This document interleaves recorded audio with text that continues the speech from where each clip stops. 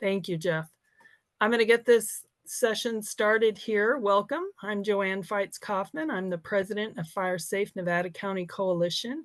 We are a volunteer-driven nonprofit focusing on education, sharing best practices, and supporting Firewise communities.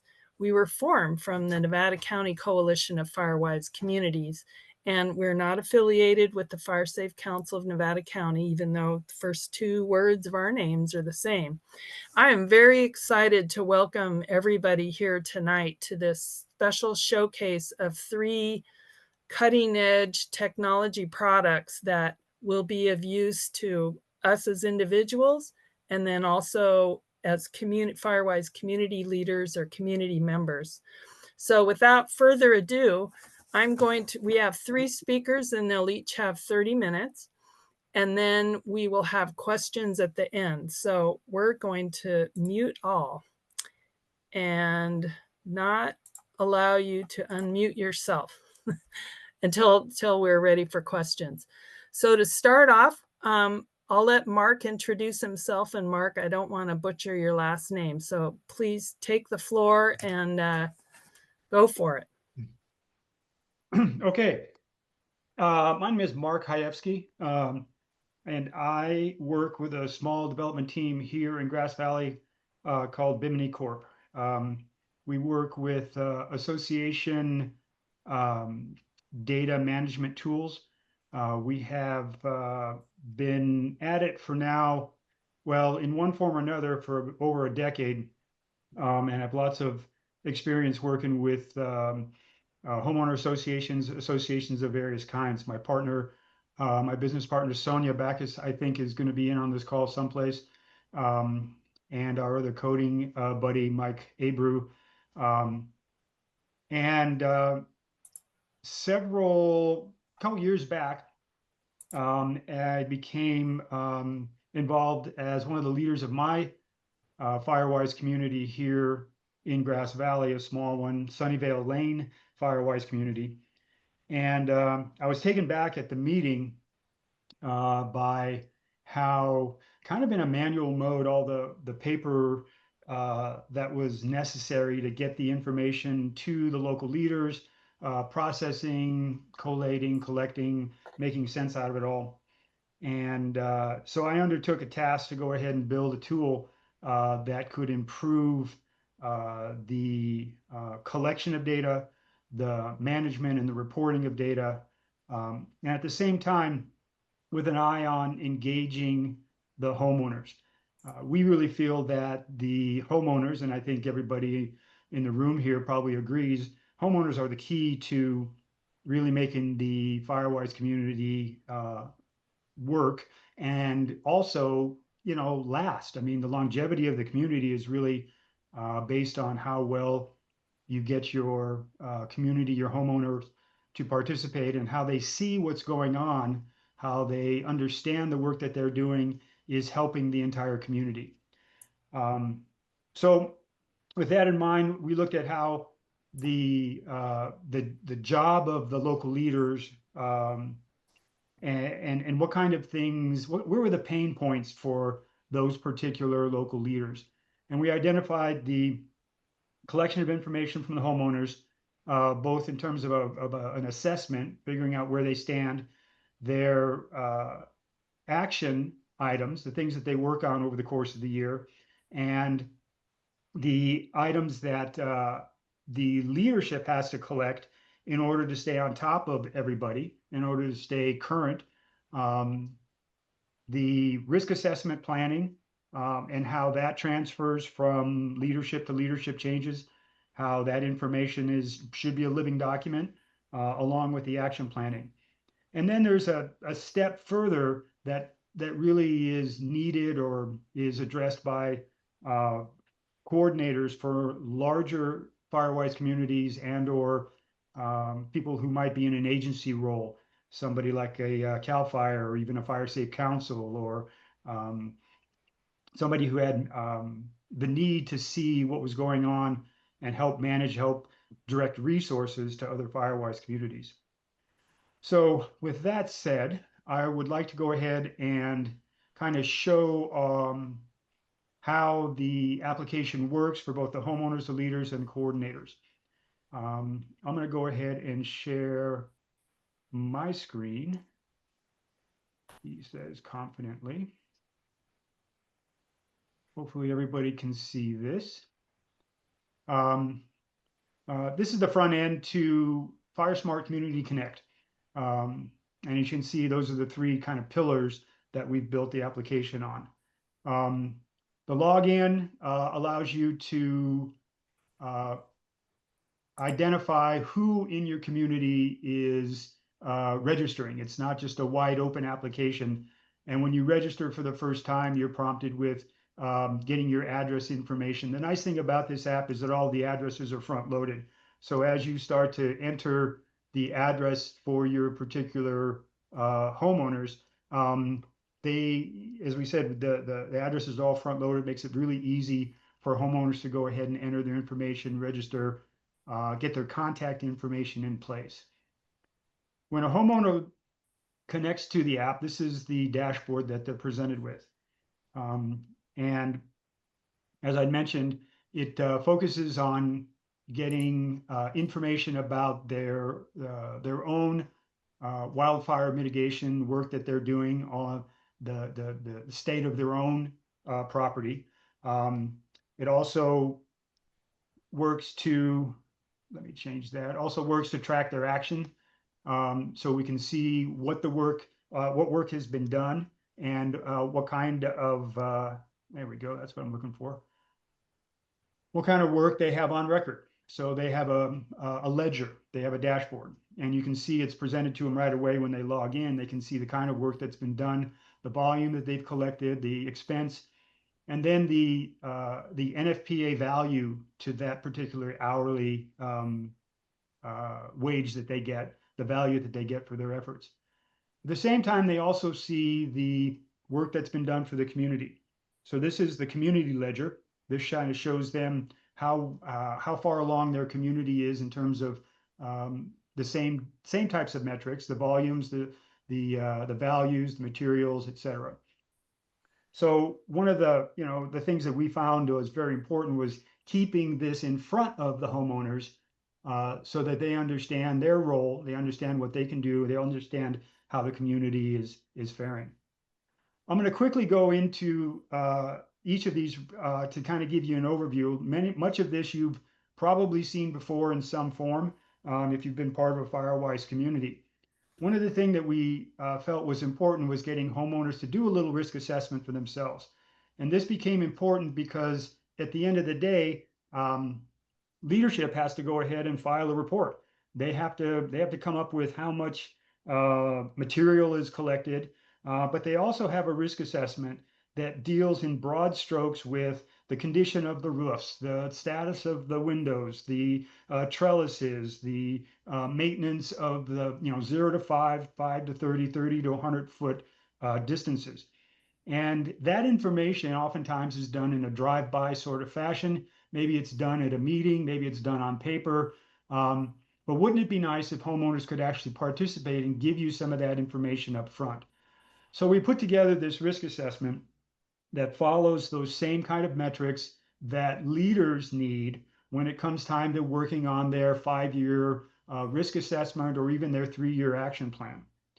And so this follows the three, kind of the things that we had talked about in terms of access, in terms of home hardening, in terms of defensible space. And they're going to be given an index. They're going to be given a relative benign number that kind of gives them an idea of where they stand. But more importantly, it shows them a report card. You verify the address, it gives you a chance to put in some notes, but then you're going to recognize a lot of these things from your risk assessment work that you've done in the past. So, driveway access, for example, is it clearly marked? Is the driveway clear, 10 feet on either side? Are there trees overhanging? The structure is looked at. So what is the construction of the house? What's it made of? What's the roof? What about the screens and the vents? What about the chimney, gutters, windows? All of this information is stuff that the risk assessment that comes, as we said, every 5 years or so, becomes an important part of the planning and the resource allocations that you might have for your community. working at the defensible space, 0 to 5, right? Have you cleared? Is there hardscaping? What's the wood mulch condition? And this is going to step through, again, answering these in a real quick, easy, easy to use form for the homeowners. It takes about 3 minutes to complete. As we move to 5 to 30 feet, again, lawns, vegetation, ladder fuels, have your trees been limbed, ornamental plants. You can look at the fuel reduction again as you go out to 30 to 100 feet. So when they're done, the homeowner is going to get a report card based on their work, based on the things that they've answered. And it's going to give them something that they can actually print out and hang on the refrigerator if they're looking for work that needs to be done, work that's going to make a difference, from around the house to defensible spaces and surrounding fuels. And this report card can be modified as things get better. Or I suppose if things get worse, you could also modify it. The idea being that now I can look at some things, now I can identify work. Now the leadership also has this information in an aggregate form that they can use to help make a better assessment for their risk assessments. And I'll show you that document here in just a minute. The action tracking, as we said, is another big one. And this is where a lot of effort goes into emailing, getting information in November for work that was done in March. And so we've created a form that allows the homeowner to go ahead and create an entry into a ledger for the work that's being done.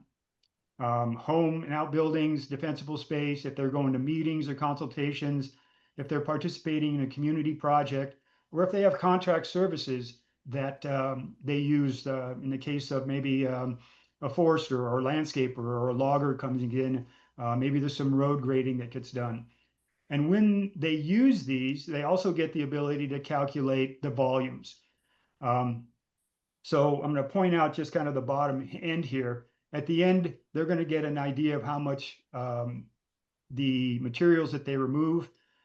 They also get an idea of what the value is based on the NFPA metrics. And they can record their very important description of the work that was being done. So let's say, for example, that we did a couple of gallon big trash cans and it was cleaning up around the outside. I spent a couple hours doing that and I spent about $10 worth of gas. So right away, the volume is calculated. I can understand that at the current rate for the NFPA value, my work is valued at $100. And I spent about $10 on it. And I'm going to say clear it around the pump house. Around, oh, why am I not clicking?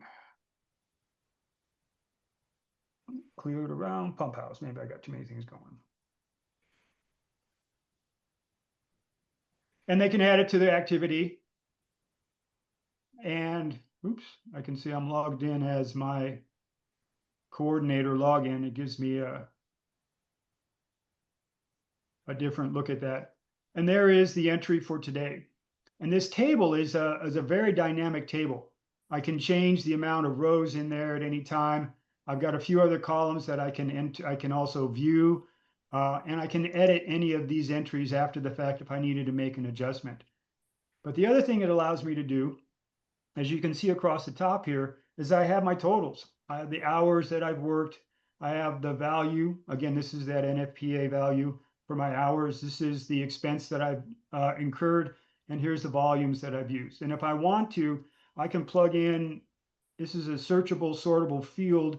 I can plug in 2025, and now all the dates are the work that it's been done for the year. And right away, I can tell you the value, I can tell you my expenses, I can tell you the volume of materials that I've worked on over the course of the year. This is automatically updated on the leadership side. So homeowners do not have to file any paperwork. Leaders don't have to go looking for materials long after the fact. And this information is readily available for, I'm sure all of us are in the same situation of filling out your annual report to kind of keep kind of the audit of your activities for the year. So that action tracker gets to be really, I think, significant and a real helpful tool for homeowners. The community also has a role in this, and taking a look, this is a fictitious community that we've created with a bunch of made up addresses, which is why it takes on a rather bizarre looking community shape. But I wanted to show you this simply to say, here's the addresses that have been entered into the database for this community. And you can see right away where your neighbors are. You can see the perimeter of your community. And for each of the green areas that are located here, that's a risk assessment that's been filled out.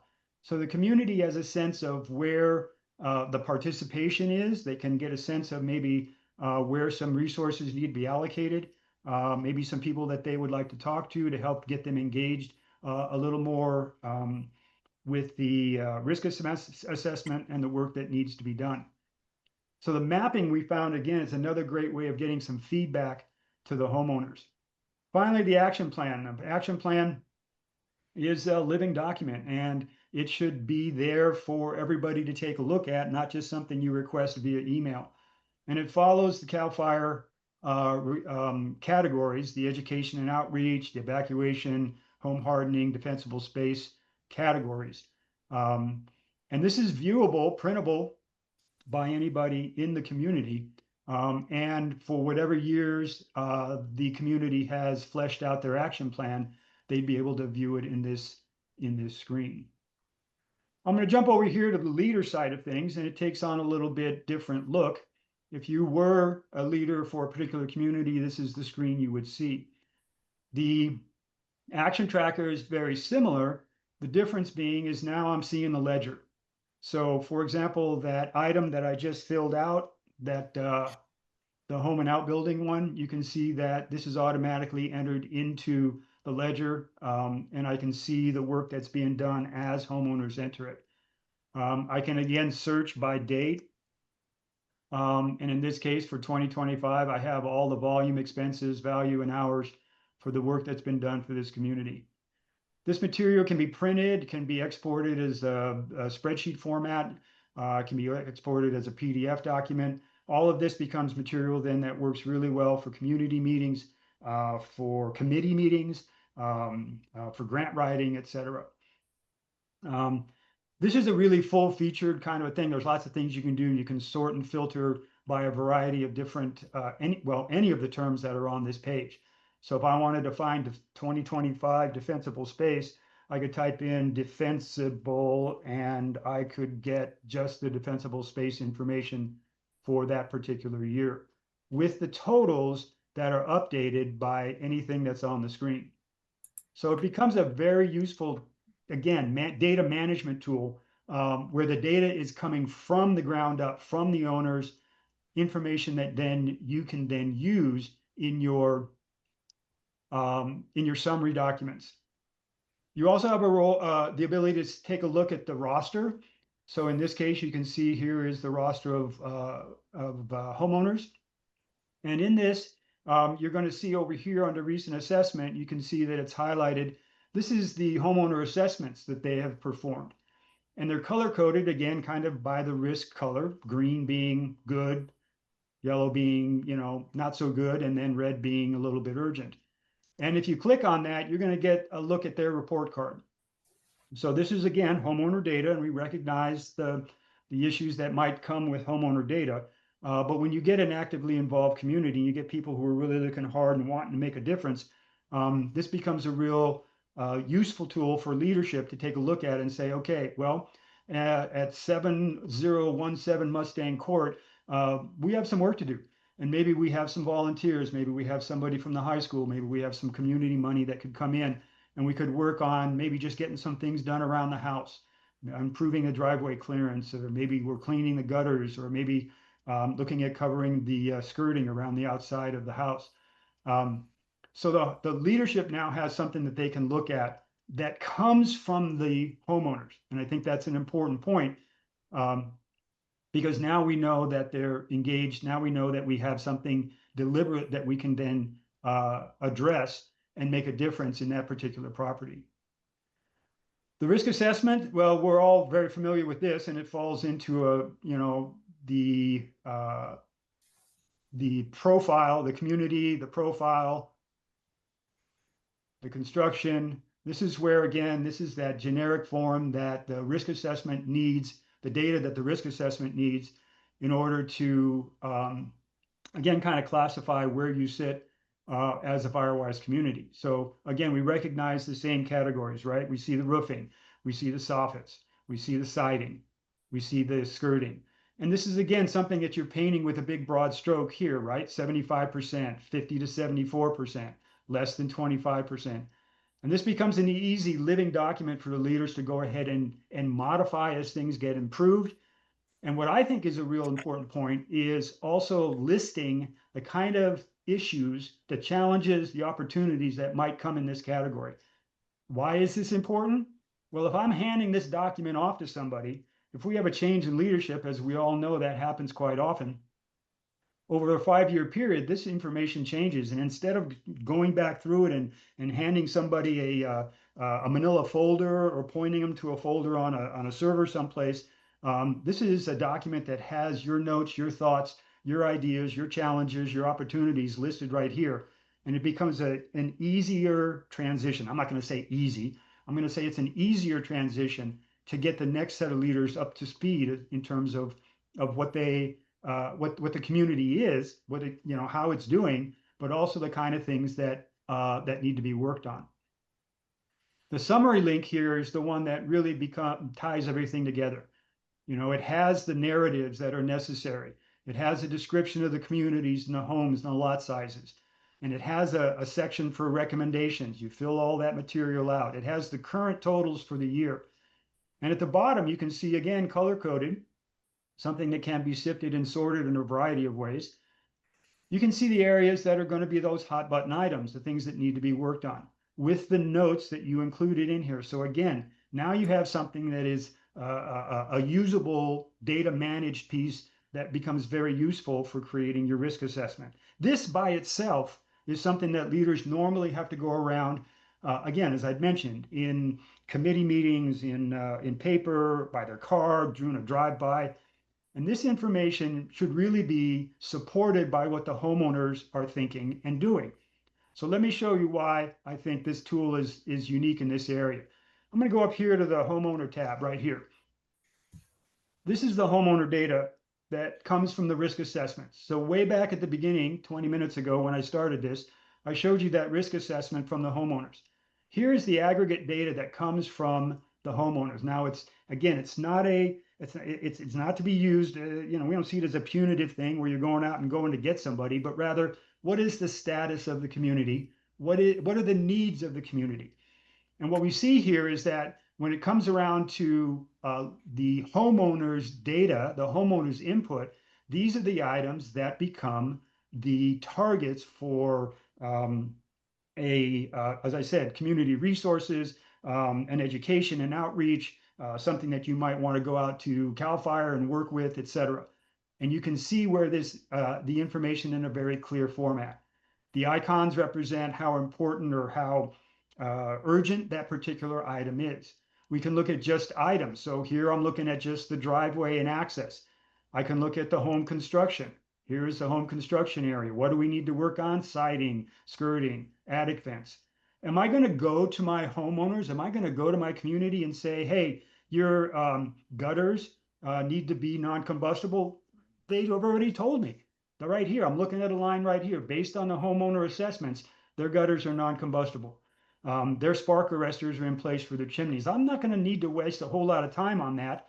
I'm going to need to remind them. I'm going to mention it, but I'm going to be working more diligently on the siding, the skirting, attic vents, and cleaning out gutters. When it comes to defensible space, this is obviously one that everybody feels is a real necessary part of their wildfire mitigation efforts. And we can see where we need to work, and we need to look at those distances. We can see the canopies. We can look at limiting the shrubbery between, because this is the information that has come back from the homeowners. So again, a unique part of this. I'm going to click back over to the dashboard. And we can see that, again, clicking over to the homeowners, that's where this risk assessment really pays off, as well as the action items that the homeowners are putting into place. The community map is here, as we said before, but it has some additional features to it, and that is now I can see where that risk assessment sits.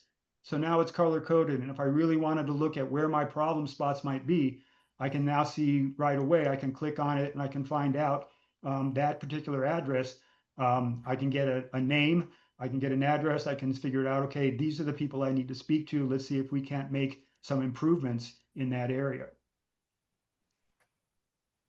Last but not least is the coordinator side of things. And this is where, as I'd mentioned, somebody was working to manage multiple communities.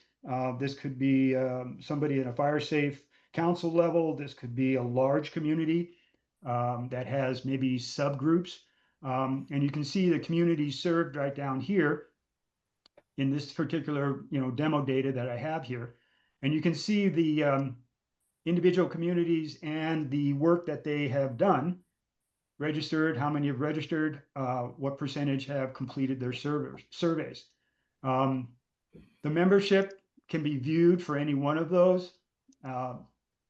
The risk assessments for any of those, in the case of you might have multiple risk assessments from different Firewise communities. The activities dashboard. So this is the ledger that comes from that particular community. You could have somebody looking into or helping to manage the efforts of a particular community by looking and seeing right away what the hours, the values, the expenses, the volumes removed. So the coordinators get the ability to manage in an overview sense, including action plans, to find out where their particular communities are at. And as I mentioned, these are living documents that live a long and happy life here on the FireSmart app. We have lots of support that's possible. We have YouTube videos that are available. We have connections back to us via our forums. In most, if not all, of these categories, if I drop into the action tracker, there is going to be instructions that come along with it. So we have notes that can go into helping with your communities, helping your owners, for example, if they had a question about the risk assessment, we can give, again, a little bit of feedback, a little bit of information to help them get the information correct, but also getting the information back to the leadership, getting it back to something that you can work with. There is a feature that's coming out next month that actually came from this group. Casey was actually the one that helped us get this idea across, and that is through the profile, you're going to be able to get your certificates, your Firewise certificates. And we're working on the details of that. But the idea is that if you have somebody who's registered on the app and you have somebody who has done the minimum amount of work, we're going to make their Firewise Community certificate available for download through their profile, which I think will really help to qualify the work that's being done and help to, again, improve some homeowner engagement. I think I'm out of time. So I'm going to go ahead Actually, and Nia, click. you're good. I've been timing. You've got a minute and a half here, a I've got little a more. minute and a half. Okay. So I'll just, it sounds like a very useful tool. Looks like it's easy to use. Does it cost? And if it does, how much? It is currently, we work it in an annual subscription. It's $100 per year in blocks of 100. So you do the multiplier on that. If you have a community of 200, then it's $200 a year. And that rate is fixed for a 3-year period. No rate increases, at least for your risk assessment information. And it comes with everything you saw. I mean, we don't have a watered down version. We don't have a trial version that you then have to upgrade or something. All those bells and whistles that you saw is what the tool is. We ask that we get a spreadsheet of the addresses and owners that we can then well, essentially what we need is addresses that we can plug into the database ahead of time. We can front load that and we get you going. Okay. It comes with support, and we'll help get you guys set up and get you rolling on it. But it's been something that we have found many of our applications. We focus on really making them as simple and easy to use as possible, really from the user standpoint. Great, great. And we'll have time for more questions at the end. So now we're going to hand this off to Heather Dawson. Thank you. Let me share and go into screen mode. See if I can do that properly. Oh, it all changes. There we go. Oh, okay. I'm in the wrong thing. I'm Heather Dawson, and I'm the CEO and founder of Know-Wildfire, and we are a partner working with another company called N5 Sensors. So I'm going to talk a little bit about both of those. Let me get my screen properly organized here and then come back to this. It doesn't want to do that. Okay. Doesn't always work for me, Heather, but it was fine. That looks fine. Okay. Are you you're not really seeing the screen show though. But it's good enough. I can see it just great. All right. So again, I'm going to talk a little bit about two different companies. One is N5 Shield and Know-Wildfire, and the combination of those two products bring us some capability to help us with early response. So the challenge that we see in a lot of communities is that the change in the intensity of fire means that the time to respond before the fire grows is really compressed. And that means we need to have all that mitigation and all of that defensible space and home hardening done prior, but that fire might still move really quickly. And so early detection is a key component. And one point is that we want the response to get faster, but some of these things are really hard to change. The ignition is the ignition, dispatch, travel, and arrival are all constant. But if we can get the notification and not just the alert, but also the characterization of what's happening to the response team, then they will bring the correct response and be able to catch the fire when it's small. So this has been the biggest focus and investment that we've seen towards reducing the loss that we have been seeing. And so N5 Sensors has this product called N5 Shield, and you've probably seen them around the community. There's these little blue boxes with a photovoltaic and an antenna scattered about the UBEC community and around Colfax. And what they are very specialized gas sensors that are tuned and programmed for wildfire, plus 4 different kinds of particle sensors, a thermal infrared camera, plus temperature and humidity. And it's collecting data 24/7, 365, summarizing that, putting that up into the cloud. And then there's an algorithm that's kind of watching, is it fire? Is it fire? Is it smoke? Is it fire? And when it detects that there's been a change in the environment, it sends out an alert. And we were really blessed with some grants to be able to deploy 15 of these sensors around the UBEC community and also Colfax.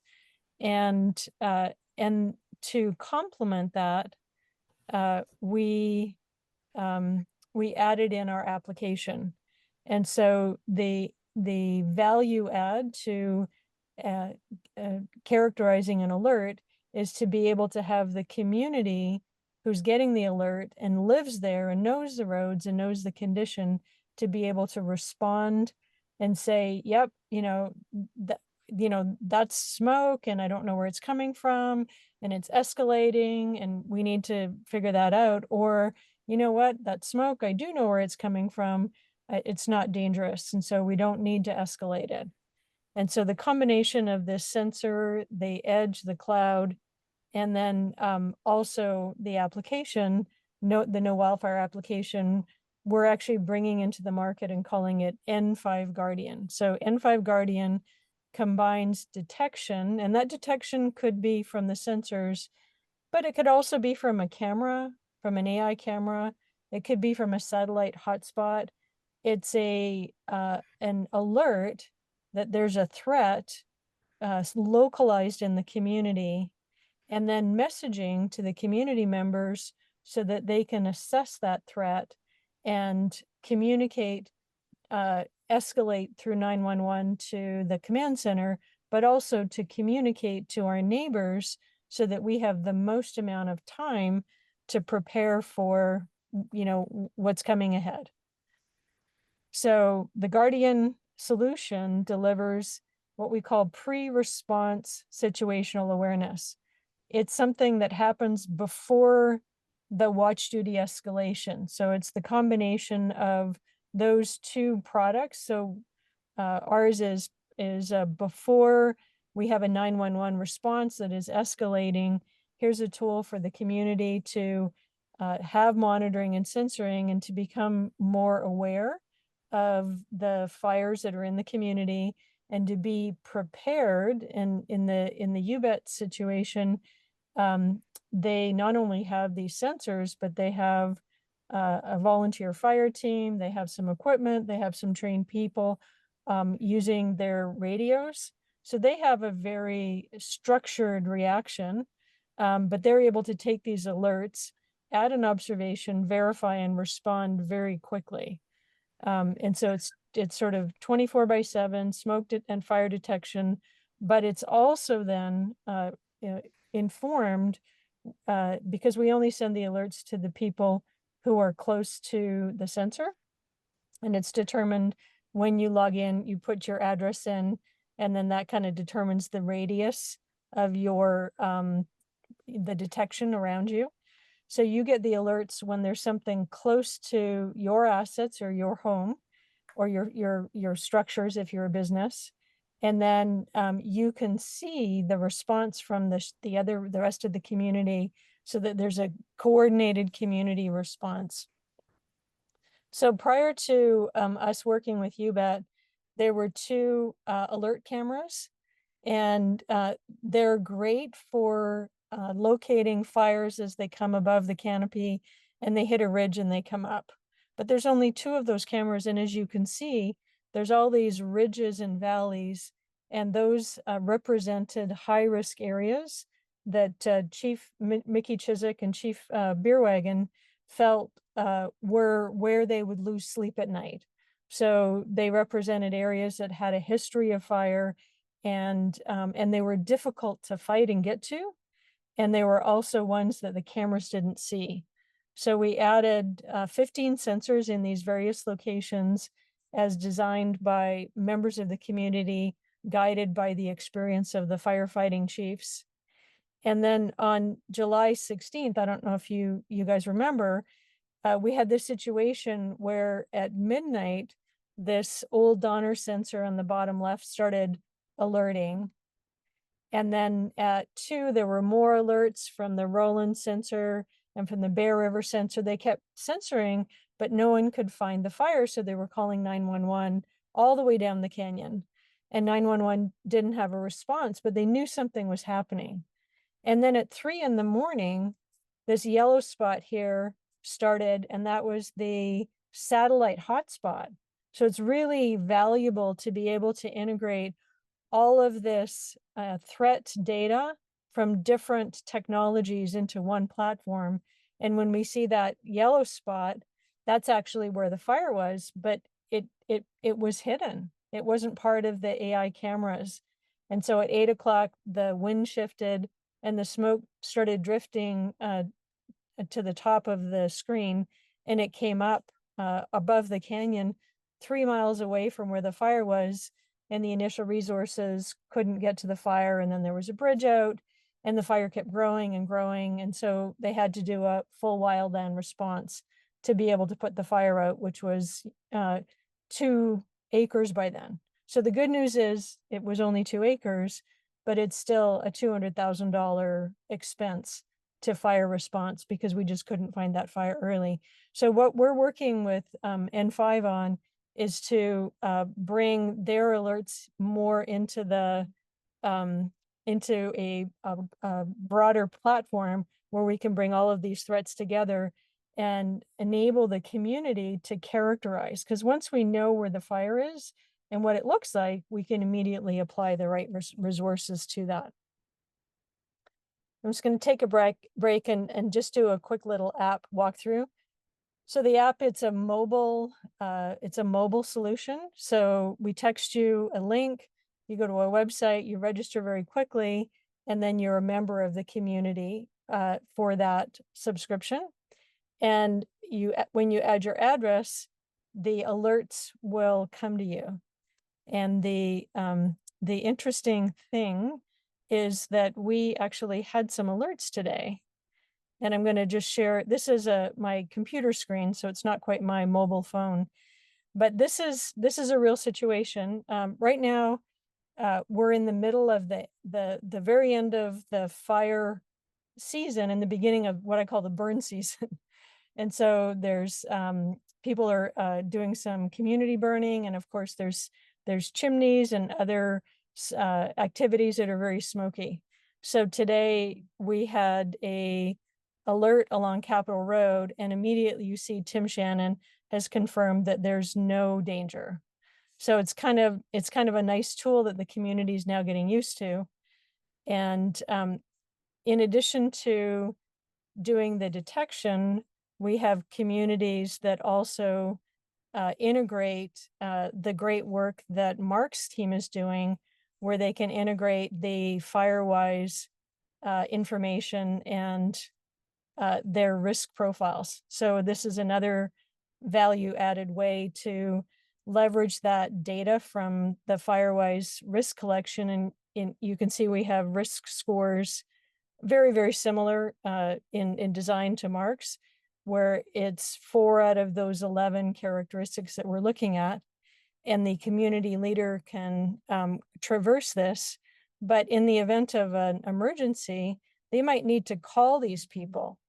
And so now we have, for the community leaders, a way for them to reach out to someone and say, hey, there was an alert, it was close to your property.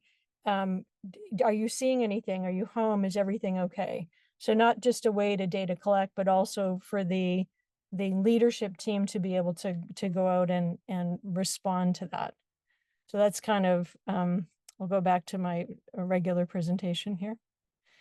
That's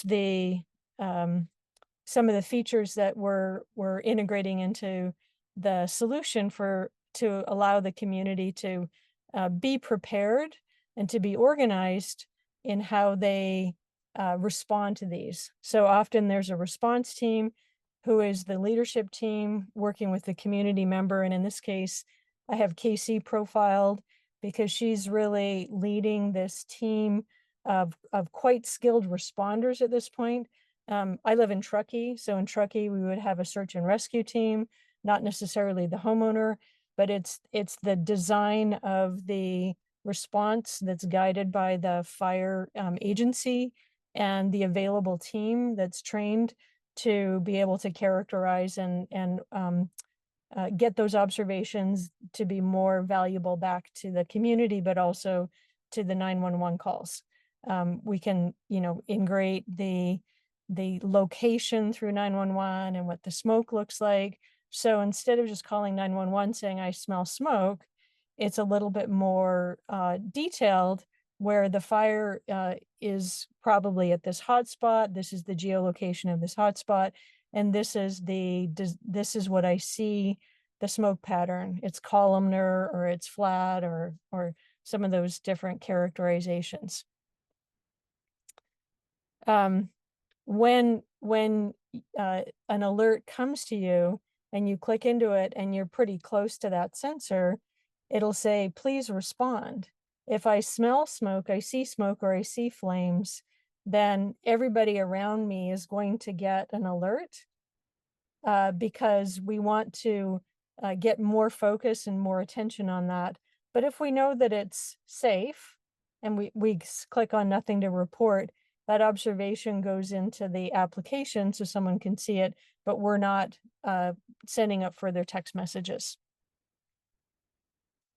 And then since we're trying to capture what is burning, today the application has, like, it's a chimney or a burn pile or a structure or something. And we will be improving this based on our experience this year with the community and with the fire chiefs, such that they're getting more valuable information, and we're making this easier in a rushed situation for someone to answer. This is just the initial version that we had. And then we do have different levels, very similar to Mark, where there's a community member, there's a leader, and then there's a regional leader. And for our community members, they see alerts and they can turn on or off the alerts they want to get, because in the burn season, maybe they don't want to know about all of the safe burning that's happening around them, or maybe they do. And in the fire season, we encourage them to turn it on so that they're ready. But for the community leaders, they are the ones that can call to click, and they can register controlled burns. And then they can also review the wildfire mitigations of the property, but also the common area and the risk map, so that they have the beginnings of that tool to design, the action plan, whether it's a Firewise action plan or an HOA action plan to bring insurance back into the community. We're seeing that there's a beginning of the crossover between risk analysis and insurance pricing. So that's something that the communities want. In terms of bringing Guardian to your community, what I would love to see from the community is some more pilots in 2026. What's makes this pilot successful is strong leadership, a Firewise leader or an HOA leader whose community is aligned to risk reduction.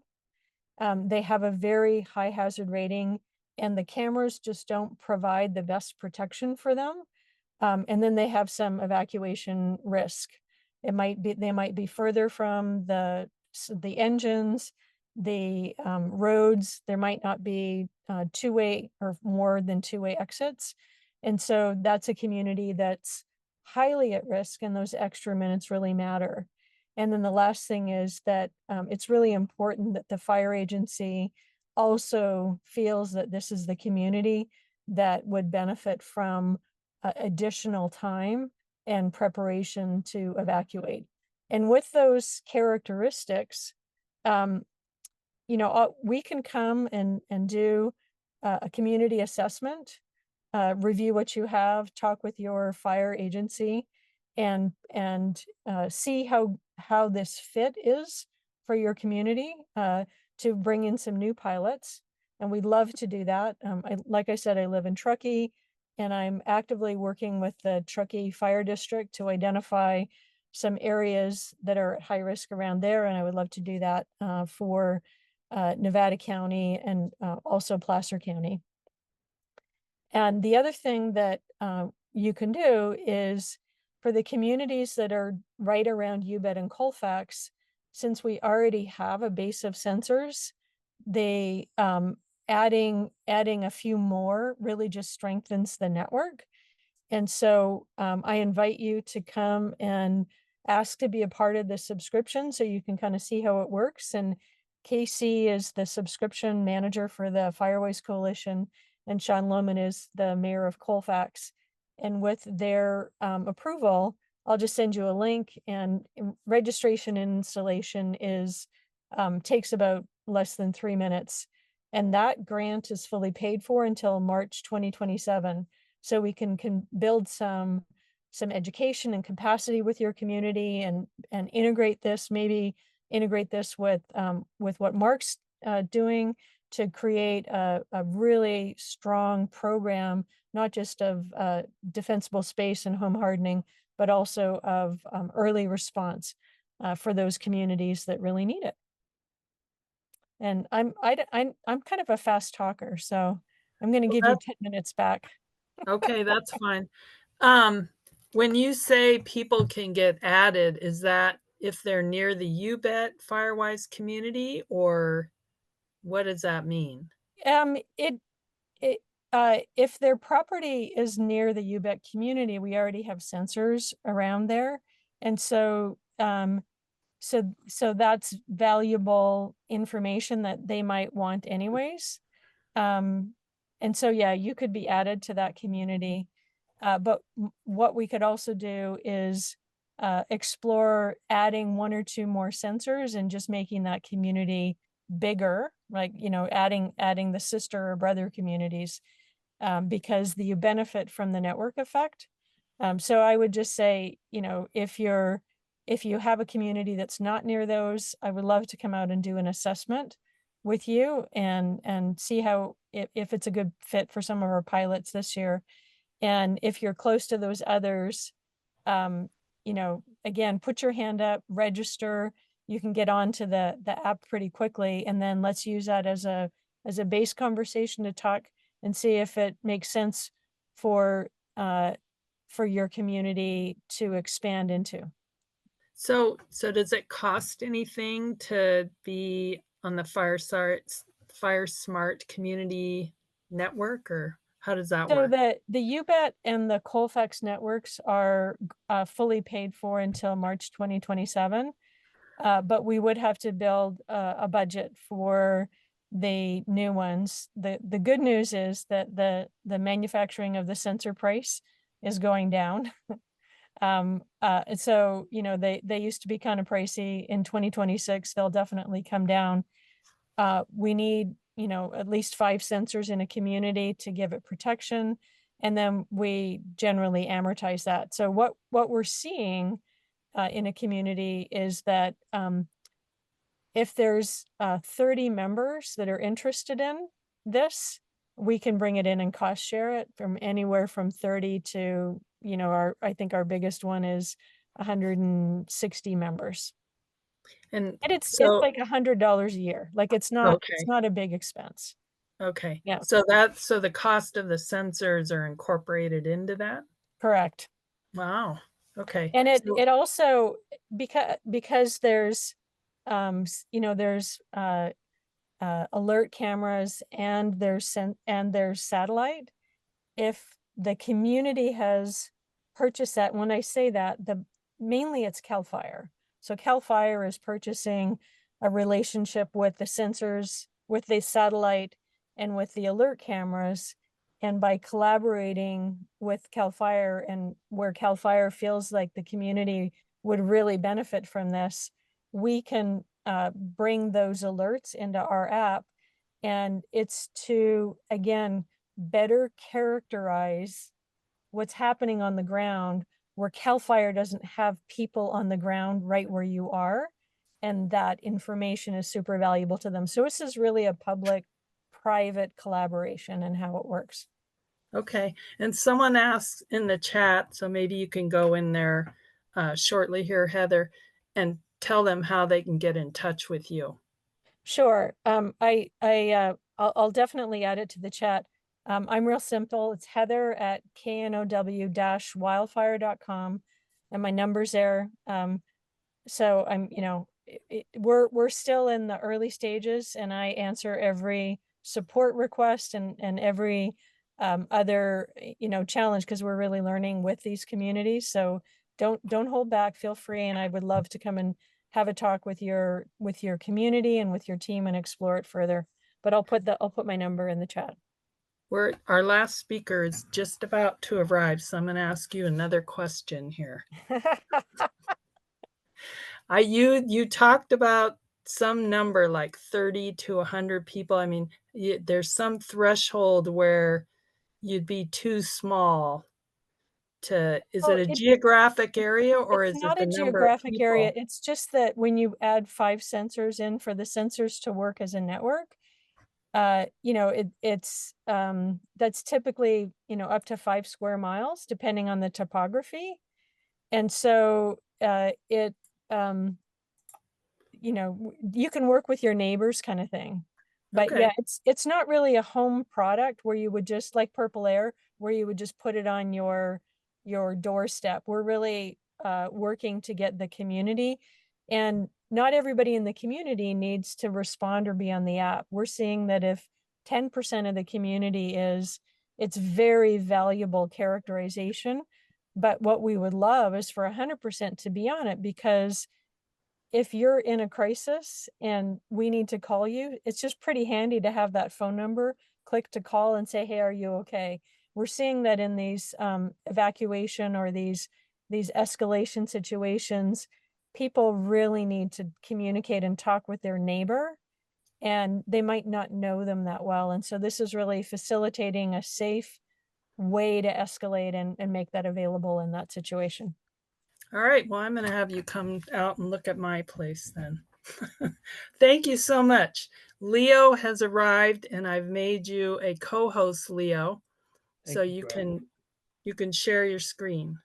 Excellent. Well, thank you very much, and thank you for bearing with us here. Sorry to have missed the earlier presentations. Quick introductions. We're really thrilled to be here. My name's Leo Zleeman. I'm the CEO of Ladris.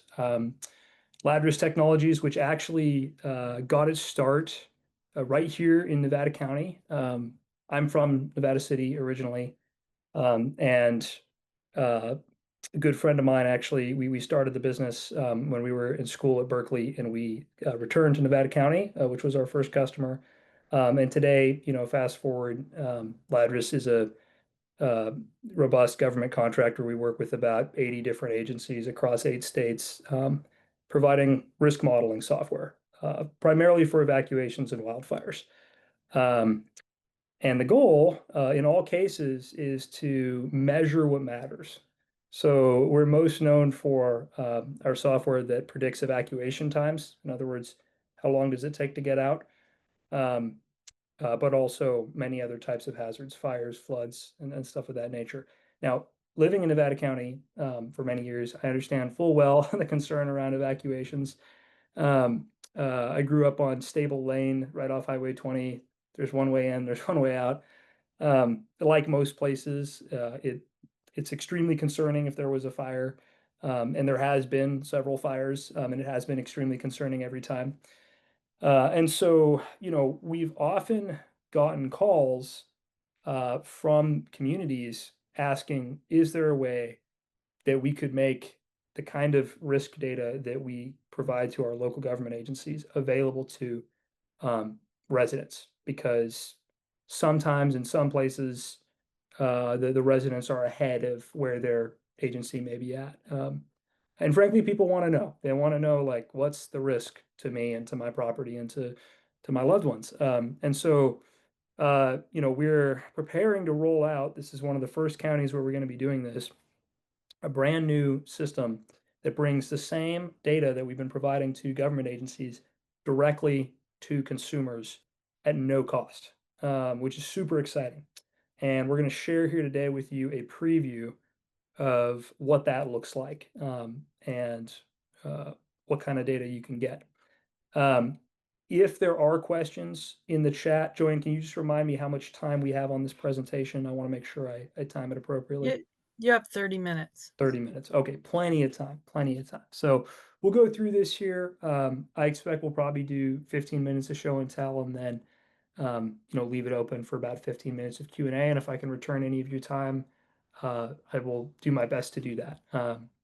If you have any questions, feel free to put them in the chat, or you can just volunteer during the Q&A and we can go back and forth on that. Everyone can see my screen, right? Awareness is everything. Thumbs up, Joanne, on that. Yep, Okay. I can see it. Excellent. So like I was saying, the issue that we perceive in a lot of places, not just Nevada County, but here as well, is that it's very difficult to tell, what our level of risk is and how that changes, right? Am I in a high risk evacuation area? I think so, but how do I know? And if I am, what do I do about it? How do I make it better? Other than, waiting for the alert to come through and making sure I have my go bag. What can I do about it right now to make it better? And so, we perceive this to be a problem really across the state.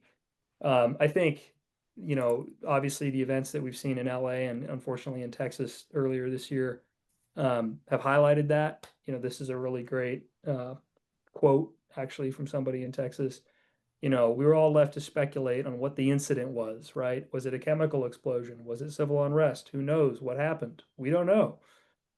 If you've ever gotten an emergency alert, you know that sometimes they're really important and sometimes they're not. And you never know what you're going to get. So again, how can we provide really vetted, verified, trustworthy information that is both crowdsourced, yes, but also kind of blessed with the stamp of the local authorities so that there's a degree of confidence in that information. All of this plays into an evacuation. We do a lot of evacuation modeling. We can tell you that the single biggest factor in an evacuation is time, right? How long does it take you to get out? Are you one of the first people on the road? Are you not? And all that plays into how long it takes to evacuate everybody in the event of a wildfire. So information access is really important, and we think that can start way in advance. So our solution is a mobile app. We call it Sentinel. So it's again, we're just starting to roll out this mobile application. So if you want to find it on the App Store, you have to look up Sentinel by Ladris. There are many Sentinel apps. You have to look at this specifically. Someday we hope it'll be much easier to find. But for now, you have to look that up. Sentinel by Ladris. And a little bit more about Ladris and our team you can see on our website, which I can go through towards the end of the presentation. But in any case, Sentinel by Ladris, and it's all about knowing your risk and staying ahead of how that risk changes. So what you get is a risk score, which we think is really unique. It's like one score, one single score that combines all of the data that we have and that we generate with our models for our government agencies. And we put it all down into one number, which you can then break out across all the different hazard types. So your risk from fires, your risk from flooding, traffic risks, tornado risk for those in tornado-prone regions, right? Hurricanes, all these different hazards, and your evacuation risk, right? So every minute of every day, we do this without collecting any personal information. You don't need to make an account with us. It calculates how your risk changes for an evacuation wherever you might be. So you can, monitor kind of the locations that are most concerning for you. You can obviously see how that looks on your property where you are, and you can see how that changes and what's driving that. Now, again, this is a very, it's a very early foray into the consumer space for Ladris. We're classically an enterprise software company. And so we're really interested as we roll this out in understanding what more data would you like to see, right? So if you download this app, you'll get your risk broken out across all these different factors, right? Your traffic, evacuation, road topology, roadside vegetation, all of that going into the back end of the app. But there's a lot of raw data behind that. For example, like we have models that will show you exactly specifically how long it takes you to evacuate and where you're most likely to go. And right now, we provide that information exclusively to responder agencies, but we hear all the time that the people want this information, and we would love to be able to provide it to them, to be able to provide it to you. And so your feedback on the kinds of data that you want to dig in on and go deeper on is super important as we roll this out. So it's a very soft launch here. We're doing a very kind of, soft launch in our home county, Nevada County, my home county at least. Which I can talk about in more detail in a minute. But we're interested in your feedback. We're super interested in your feedback. So I'll provide at the end of this some contact information. We hope you download the app. We hope you have opinions about it. It's going to get a lot better, but that is all possible with your opinions and your feedback. So thank you in advance for that. Briefly, what's driving the risk, right? So we have, again, algorithms that forecast evacuation clearance times and routes that we provide to our government agencies that contract with us. For the first time, we're extending that to you. So that's what drives your risk score. You can see here, this little slider animation breaking it out over all the different categories. And in particular, the evacuation risk is really unique because that is what is, I would say, very non-standard. There's a lot of risk maps out there, including by FEMA, I'm sure, that will tell you, like, broadly speaking, which, hazard severity area you're in or something like that. But specifically for you, it doesn't quite get that personalized. It doesn't get that tailored. And when it comes to evacuations, everybody's different, right? One house may have a really different risk than another. And we can show that, with this system. Again, no personally identifiable information is collected. There's no login. There's no requirements about anything like that. What we're committed to is making sure that this baseline information is free forever, right? We want you guys to have this information. We think me as a taxpayer, my view is, I really deserve this information, right? We want to make sure we know all the risk information that we can. Going on here, a couple other features of the app, which again, you can download on the App Store, Sentinel by Ladris, educational resources, right? So, all the kind of standard playbook of how you would prepare for different kinds of disasters, how you prepare for repopulation, your go bag, all of that. Worth noting that for counties and agencies that sign on to this system, which is completely free, costs them nothing to do that, by the way, they're able to also add resources specific to their county, which we think a lot of them will do because, we already contract with them for evacuation modeling. I think this would be a great add-on to that, and it costs them nothing to do. So we hope that obviously the county here adopts it and many others. With your resources, you can, you get this kind of global directory. It will become more personalized as time goes on. And again, information is the cheapest, most powerful thing that we have in the, grab bag of tools when it comes to wildfire. It's like, how can we get people more information? That's what it's all about. And that's what we're committed to doing here. I want to tell you a little bit about what's coming next, and this is limited at the moment to participating counties only. But again, it's free for those counties to participate. So we strongly encourage them to do that. We encourage you to encourage them to do this as well.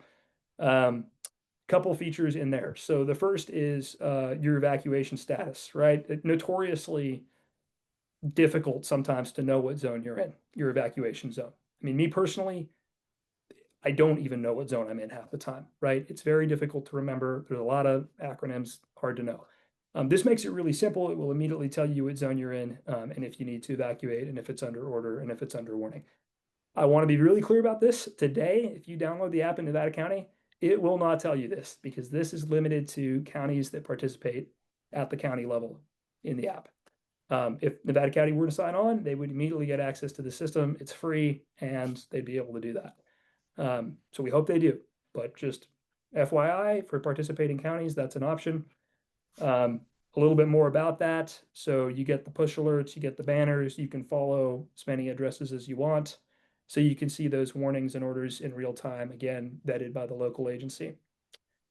Moving on, another exciting feature that is unfortunately also limited to participating counties only is real-time alerts. So this is my personal favorite part of the system. It is incredibly overwhelming to get what we call alert fatigue, which is you get some alerts that matter a lot and some alerts that don't matter at all. Some of us want to follow every fire, and I get that, I do.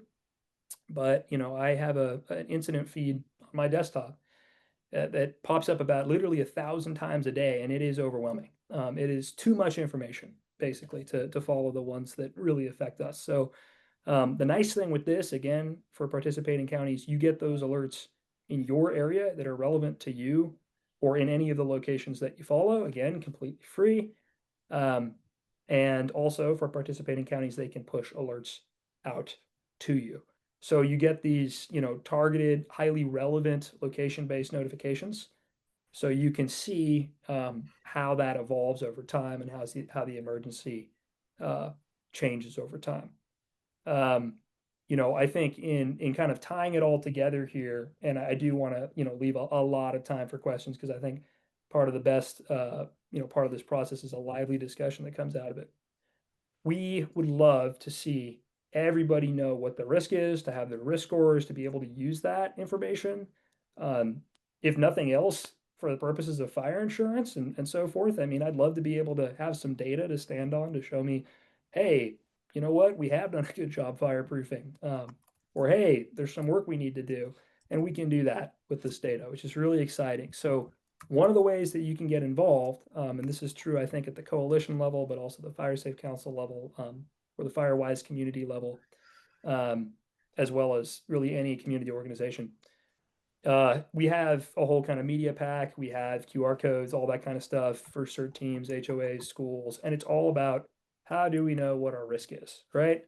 We don't sell ads. We're not selling your data. We're not, there's literally, we make all of our money off selling to risk modeling to governments.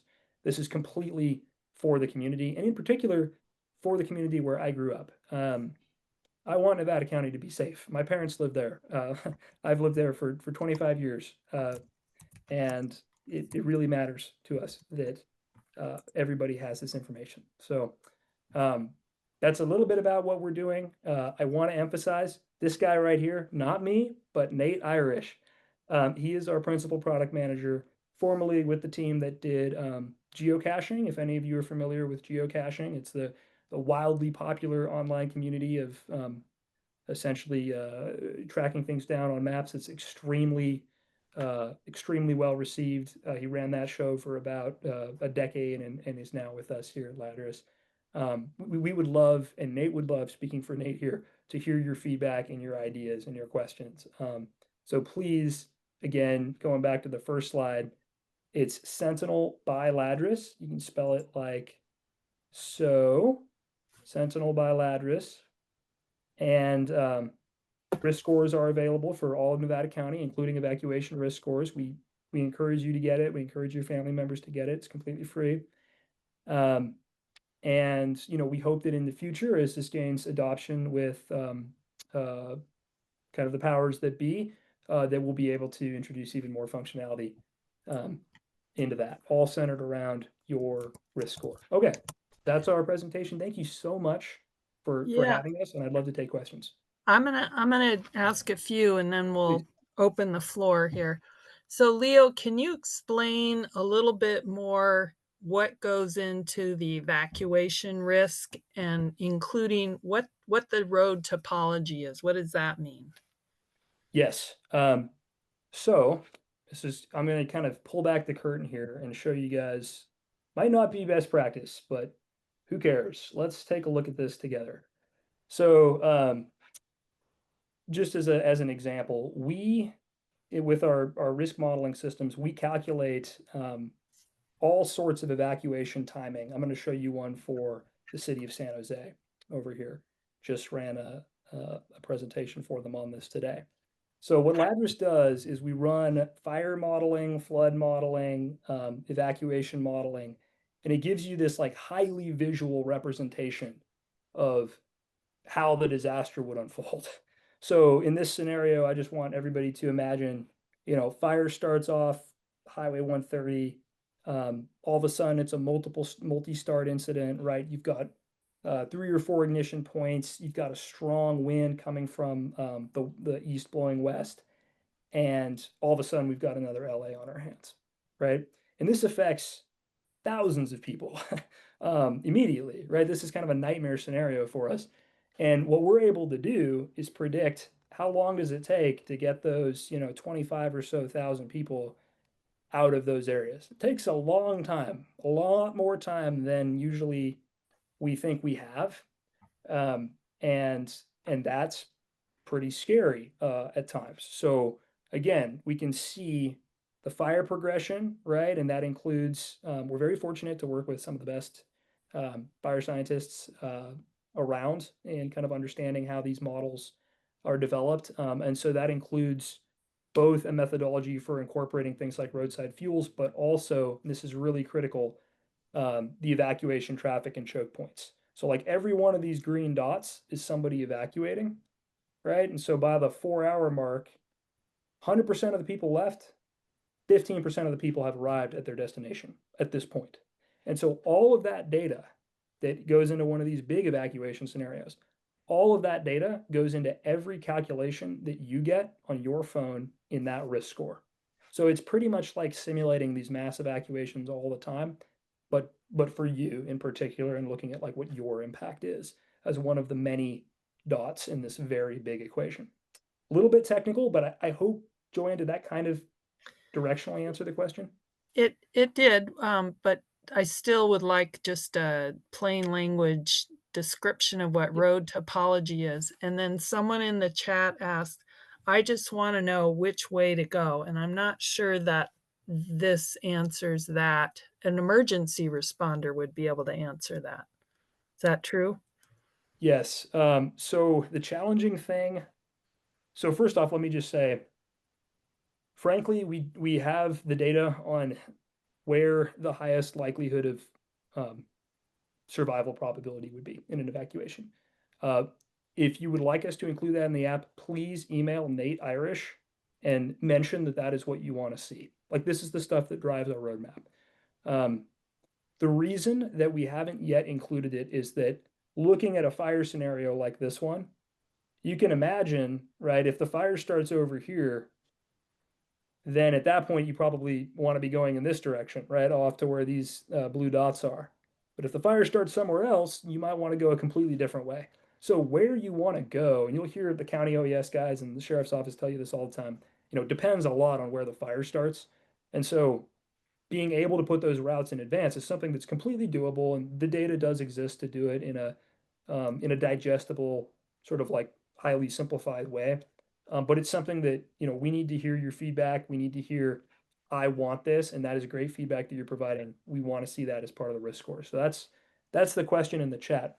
Joanne, to your question on road topology, in very simple, sort of plain English terms, pretty much like the windier your road is and the farther away it is from other roads, the more difficult it is going to be to not get stuck behind other cars on that road. And that is, a lot of math goes into calculating that at scale, but like in very simple terms, it's like how complicated is your road network? And if it's super windy and very not connected to anything else, that's probably going to drive a pretty high risk on that.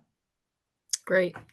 All right. So I'm going to open up first for questions for Leo because he's still got 9 minutes. I'm tracking this. But can you please raise your hand and I'll see if Jeff and I can navigate, and whoever raises it first, then we'll turn your speaker on. So you go to, if you don't know how to do that, you go to reactions and then you raise your hand. Anybody have a question?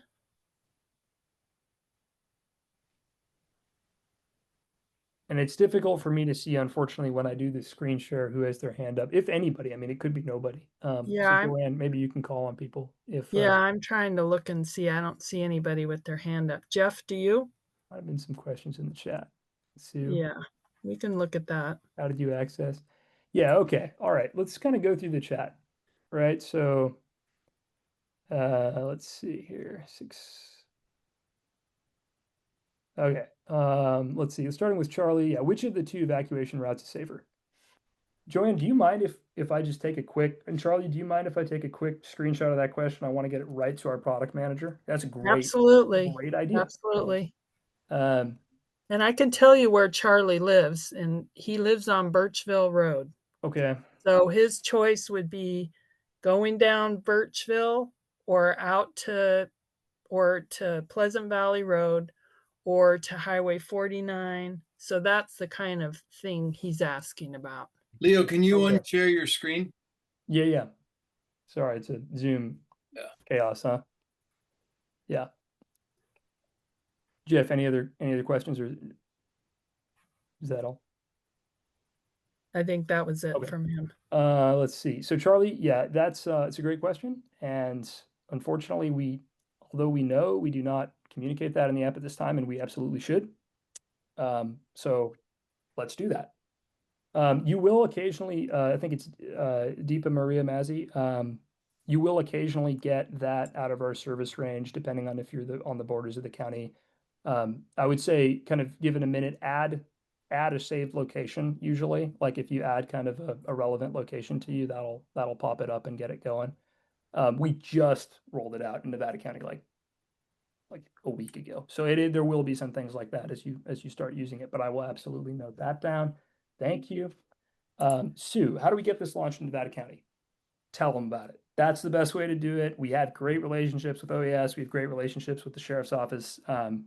But nothing moves the meter like, unfortunately, politics. So tell your county supervisor, tell the people that matter, hey, I heard there's this app out there. We really want the county to adopt this completely free system for pushing risk into the community. That would be how we do it. And who would we contact? Your supervisor. At the end of the day, they are the biggest lever. So let's see here. Yeah, the best way to motivate the county, Don, again, is it will be contact contact the supervisor. I don't mean to beat a drum on that. These are the right questions, and the best way to do it is just like tell them that you want this and that you know it's available. And we are obviously pushing on the back end to do that, but hearing it from more people is helpful. Perot, so I'll put this in the chat, but like the verbiage, unfortunately, has to be really specific when you look it up. So you want to look up this Sentinel by Ladris. If you just look up Sentinel, it won't come up. If you specifically look up that phrase, it will. Download it. The more downloads we get, the more it'll just come up when you look up Sentinel. So again, we're new to the consumer side of things, but not new to the wildfire market. We've been doing this about 6 years. And, again, working with about 80 or 90 agencies across 8 states. So your voices matter a ton. We need to get this out there in our communities. And we need to get Nevada County in particular using it. So please let them know. And if nothing else, please email. I'm going to put also Nate's email in the chat, nate.irish@ladris.com. So can somebody test raising their hand so we know if it works, please? Go to the reactions. I'm not Jeff. seeing it work. Oh, Charlie. Okay, so now we can do that. I'm going to go to Lucinda and try to unmute you. Now you should be able to unmute, Lucinda. I don't have a question. I just wanted to show you that it worked. It's under the word, it's not reactions, it's under react. Thank you. Mm-hmm. Okay. So is there anybody that has a question? There's one left. Charles, do you still have a question? I think he might. Leo, we're not the best at this No worries. No, you guys have been fantastic, truly. This is extremely helpful for us, right? Like all the questions in the chat, all the feedback, and how we get it launched. I mean, as someone who's worked in this space for more than 6 years now, I can tell you that generally it's a little and then a lot with getting this information out there when it comes to counties and local agencies. But it's 100% possible. And our hope is that by giving the data to the people, we can drive a more equitable environment for the kind of negotiations that we face on an everyday basis. Like, do we cut this tree down or not on my property, right? Which route do I take in an evacuation? So Leo, yeah. you got just a couple more minutes and I'm going to open it to all the speakers. Please. So with the evacuation score, does that take into account I live on a road with a lot of trees that could fall over and block the road? Yes. Okay. And does it weight that the same as a power pole that could cross the road? That's a good question. Frankly, it depends. I hate to say that, but it depends on the area. That one's a little bit more complex of a factor. Okay. So let's go ahead and get all the speakers on here. See if Jeff, if you're trying to, okay. No. Heather, I'm asking you to unmute. It's not working. Mark, I asked you to unmute and you did.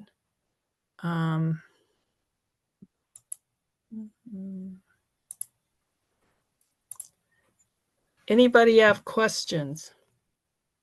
I'm here. Okay. Anybody have questions for anybody? Can I just make a brief comment, Joanne? This is Sonia Backus. I'm the CEO of Bimini, Sure. working with Mark on the FireSmart Community Connect. I just want to say, kudos to Heather and Leo and the coalition, with these cutting edge technologies to be able to bring them to individual owners, and all of this being generated in Nevada County. I mean, my family, Mark's family, our company, we've been here for 20 plus years. And so to see, Heather starting a company out of Nevada County and Leo focusing on Nevada County, I just think with the coalition's help and these just fabulous technologies that are available, Nevada County can really be this highlight benchmark for the rest of California and the rest of the US in regard to I would say the breadth of systems that that we can provide. So kudos to all of you. Yeah. Hey, Leo, someone's asking about Sierra County. Are you talking with that county at all, or is it it's kind of hard for them because they're so small? No, we can absolutely do it. We would love to have Sierra County adopt the system, but we do plan on providing the risk scores there even before they've adopted it at some point in the near future. Let me check the rollout timeline. Let me ask you a on that. question too. Oops, sorry. Oh, sorry. Someone had mentioned to me from a government agency that hasn't adopted it yet that would this replace Code Red? If used properly. Okay. Could. But could you have both at the same time? Certainly. Yeah. And we hope people Oh, have redundant okay. systems. Yeah. I mean, it's the kind of thing that, in a certain sense, you want to have redundant systems for notifications.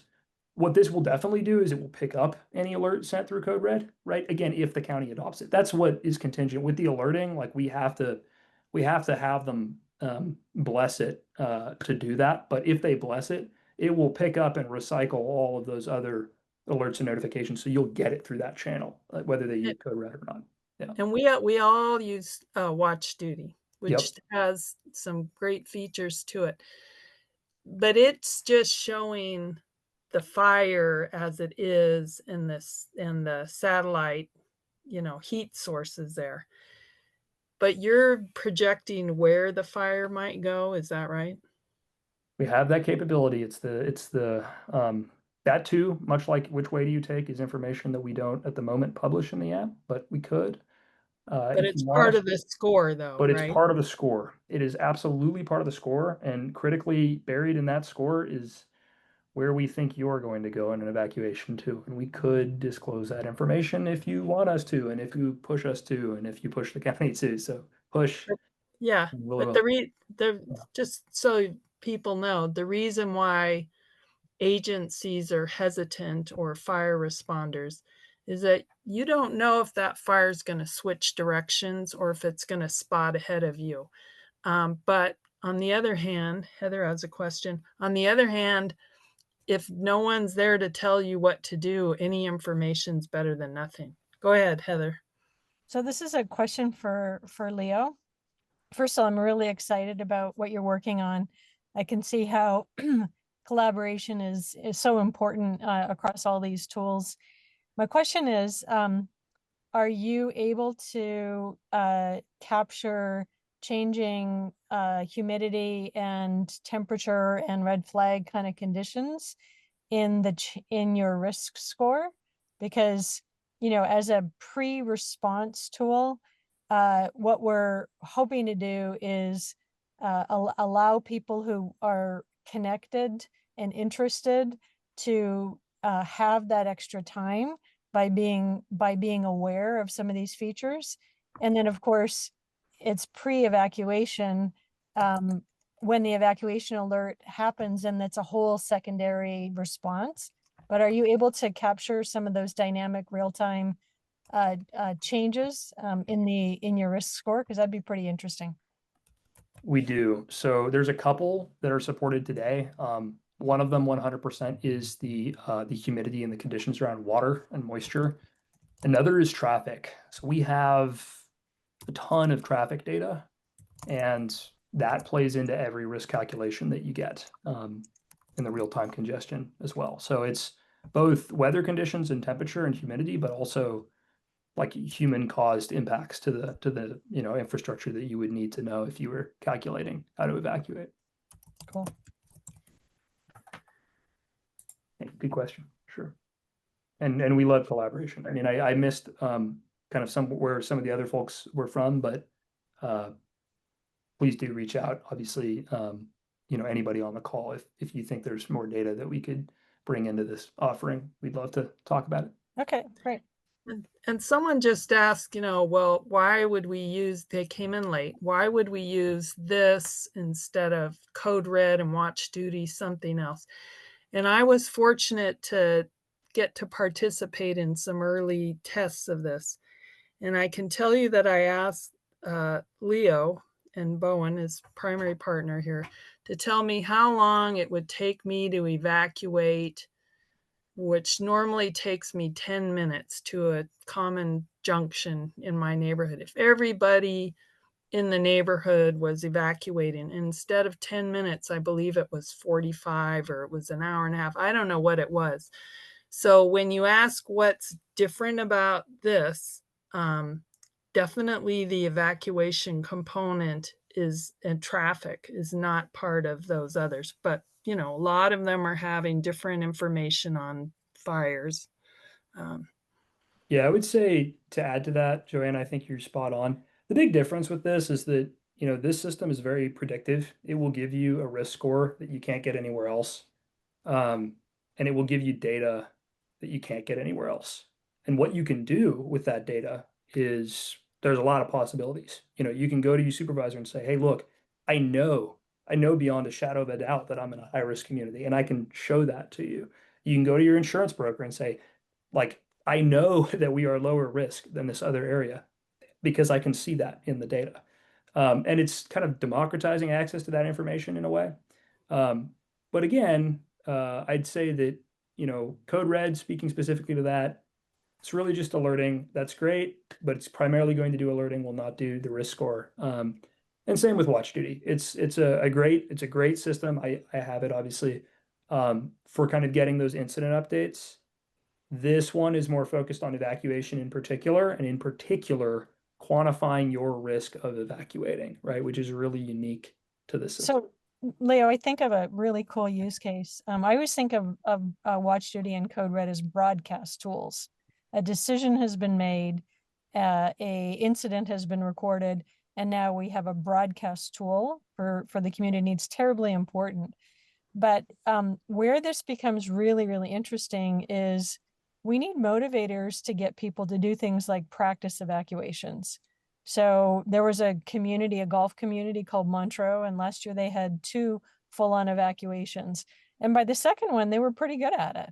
The first one, they were all on the golf course and their pills were at home, and then they had to park the golf cart and in the whatever, and then get home. And that could have been really bad for them, right? And they're a gated community and they have a lot of resources. But to get a community to practice an evacuation, your tool where you can see the traffic impact, you think, oh, well, I'll just wait for the evacuation order. Oh, and then I'll put my dogs in the car because then they're going to come knocking on my door. But if you know that now that's actually jeopardized because there's a traffic situation or the risk of the road, and then maybe there's a tree down or something and the evacuation route has changed, that's hard for people to imagine, but if they're able to practice that and develop some muscle memory, when the situation happens, they're ready for it. And that's, to me, that's personally what I want to bring to my community, to my Firewise community as a Firewise leader, separating, the tools and the things for that, this information that we have available to us, if we can organize it and help the community leaders present it, we will have communities that understand the benefit of evacuating early, or if they don't want to evacuate, preparing for what their response is going to be, right? Absolutely. Well, I really like the way you frame that, kind of the broadcasting, like a decision has been made and we're broadcasting it. And that's 100% what it is, right? Like we've all been through these. I think probably a lot of us have evacuated in this room. That is very much how it is. A decision has been made, usually by someone else, and now we're finding out what that is. And the thing is, that's all well and good in the moment, but in advance, we want to understand why, and afterwards, we want to understand why. I mean, look at LA. Right? Like, we want to give agency to people. right. We want to give agency to people. Exactly. If we allow them to consume the information because we've made it understandable and accessible and easy, and they've maybe got some programming and some training, then they have skills. They have this. And we're, I'm excited because I see the progress. I can see, after a number of years, a community getting more and more engaged, and then they're ready for this kind of trial. And it's in the act of trying, it's in the act of responding to some of these alerts and alarms that they realize, oh, well, I didn't look at this and I forgot about that. And it's that muscle memory that helps them. And then they're much more prepared. So the agency also has a better time. They don't have to evacuate people. They can concentrate on the threat. Yeah, no, I couldn't agree more. So I have another question, but I think I may know the answer. So Leo, if there's an evacuation going on and I'm looking at my evacuation risk score going, it looks okay. And then all of a sudden it changes. Could that be in part a reflection that emergency services is closed a lane or something? Does that type of real-time change get factored into does it like instantly change my index? Your risk index, it would. Yeah, that basically what would happen there is they close a lane, that shifts all the traffic data in that area, and that immediately recalculates in your risk score. If nothing, I mean, even if there were other impacts, which they probably would be, at minimum, it would be reflected in the risk index as soon as they did that. Okay. All right, I'm not seeing any more questions. Very informative, though. I appreciate everybody's time here. Jeff, do you have any questions? You're a tech guy. No, you don't have any questions. I could ask many questions all night, but I won't do that. Well, if no one has any more questions, is there anything else would the speakers like to have a final statement? Oh, we have some questions from Terry. Go ahead, Terry.